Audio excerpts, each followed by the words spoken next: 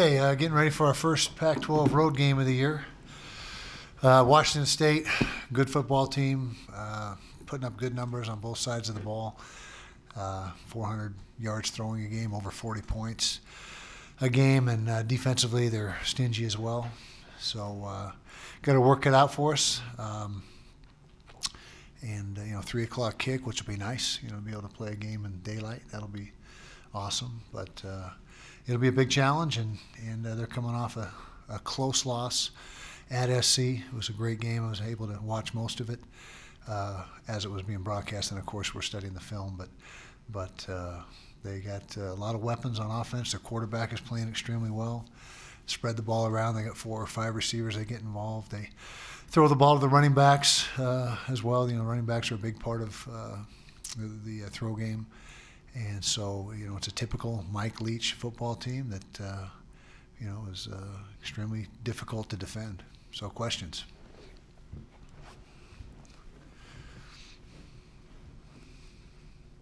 What's with the shades? 2 seconds, yeah. Blues Brothers. It's great.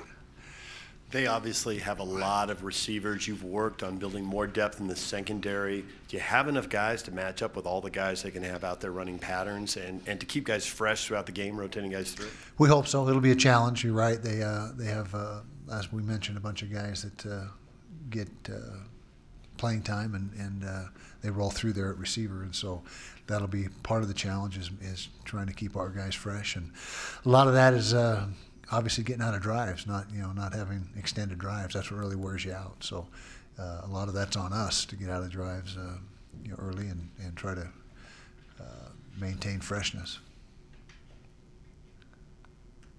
Any discoveries you can share of the bye week study? Like, did you find out you're doing some things better than you thought you might be, or the other way around? Well, defensively, we're playing pretty good through 3 weeks. We were getting pretty good results. It was good to see the special teams get turned around, and really the issues are the primary issue is the pass offense. Trying to get that thing jump started, and that something that starts with coaching, and we got to coach it better, and we got to execute better, and that's really been our through 3 games. The thing that you can really put your finger on is that. What makes Washington State's air raid offense difficult to scheme against?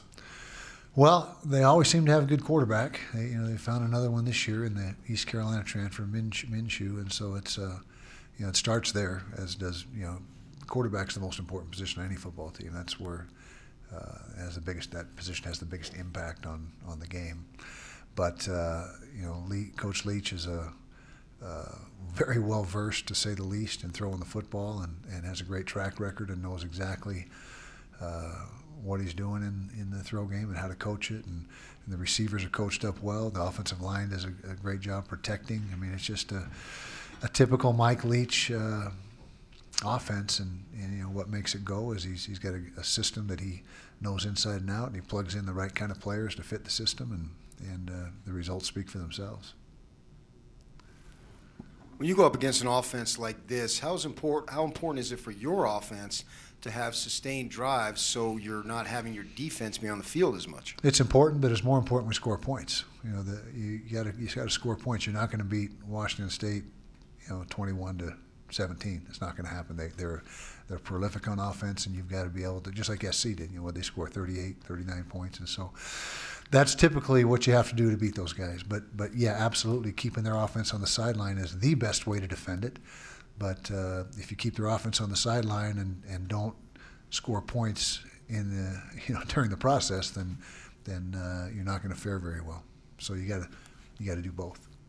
The bye week is probably good for a lot of guys, especially Zach Moss. Is there going to be more of a conscious effort to get him involved in the offense? Zach's a talented player, and we need to feed him the ball and make sure and he's very effective when he does have the ball in his hands, and so that's something that is also obvious in the looking at our first 3 games that we got to play to our strengths a little bit more.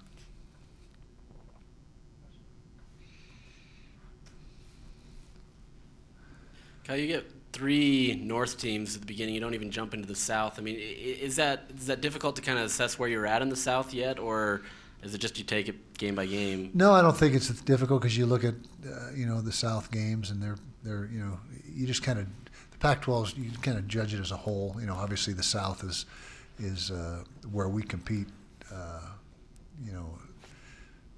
Specifically, but we're all in the Pac-12. But you watch the South games, the crossover games there as well, and you get a flavor for what you're up against, before you play them just by watching them in action.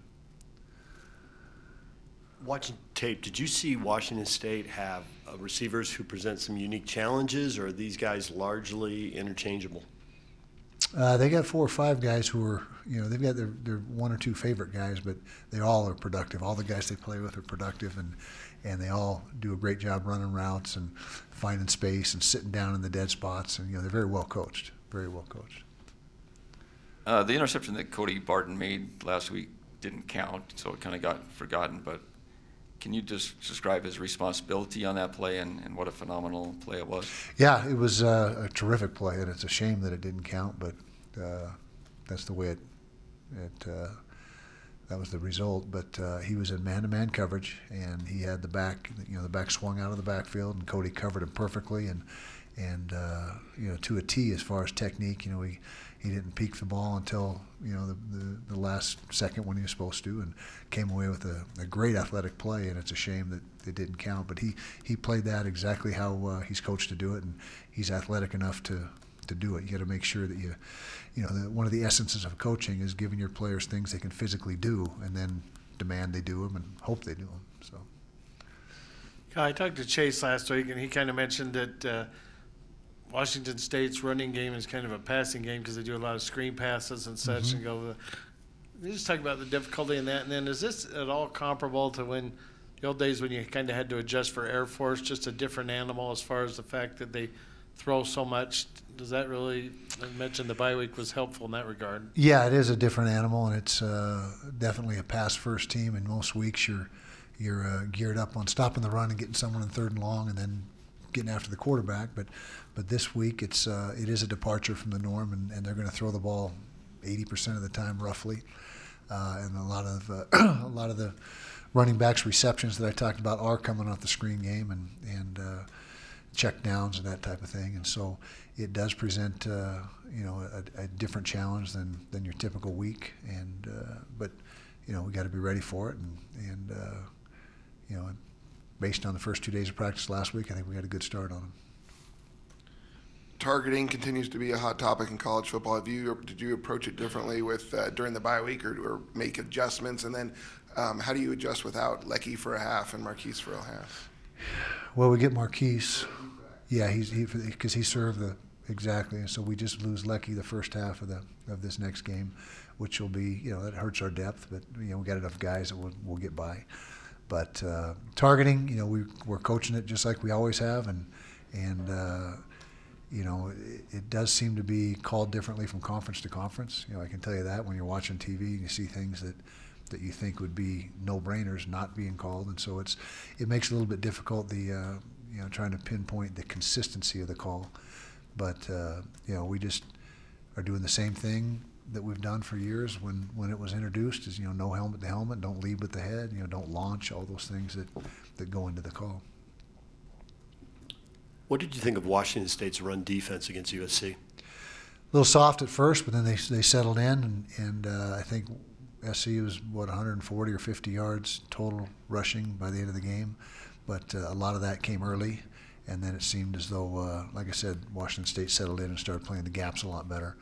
And their defense overall was good. They held them to 350-ish total O, which in this day and age of football is not many yards. I mean, that's far below what you hope to achieve.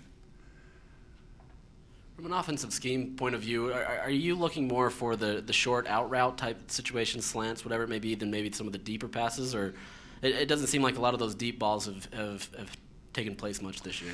Really depends on what the defense is giving you, and you want to make sure that you're balanced and you don't get too heavy in one aspect or the other, and probably have not taken enough deep shots this year, to to your point there, it's correct that we need to maybe stretch the field a little bit more. But again, the starting point is what is the defense giving you? What type of coverage they play in? What type of technique? Is it press? Is it off? So that dictates a lot of what type of throws you'll see. Realizing the goal is to score one more point than the opposition, but what do you think you need to put on the board this week to win? Well, how many do you think they'll score?